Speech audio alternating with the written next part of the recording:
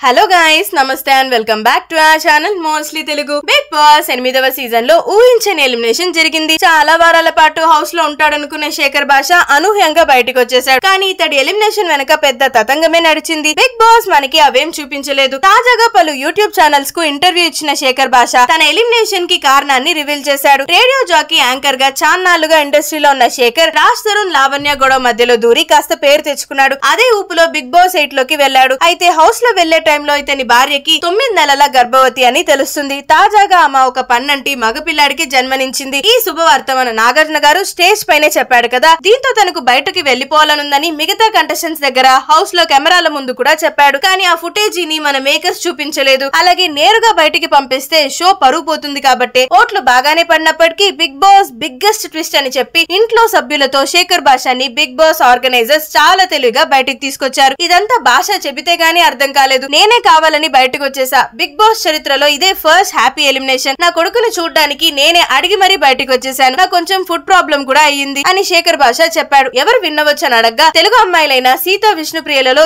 ఎవరైనా సరే నేను చాలా హ్యాపీగా ఫీల్ అవుతాను. ఏదేమైనా సరే వాళ్ళిద్దరే జెన్యూన్ గా హ్యాపీగా ఆడుతున్నారు అని నాకు అనిపిస్తుంది అంటూ తన ఒపీనియన్ అయితే చెప్పుకొచ్చాడనమాట. ఏదేమైనా సరే శేఖర్ భాష వెళ్లిపోవడానికి కూడా బిగ్ బాస్ చాలా చాకచక్యంగా వాడేసుకున్నాడు. సుమి, మీరేమంటారు? Shekhar Basha elimination fair or unfair? మీ ఒపీనియన్ కమెంట్ బాక్స్ లో చెప్పేయండి.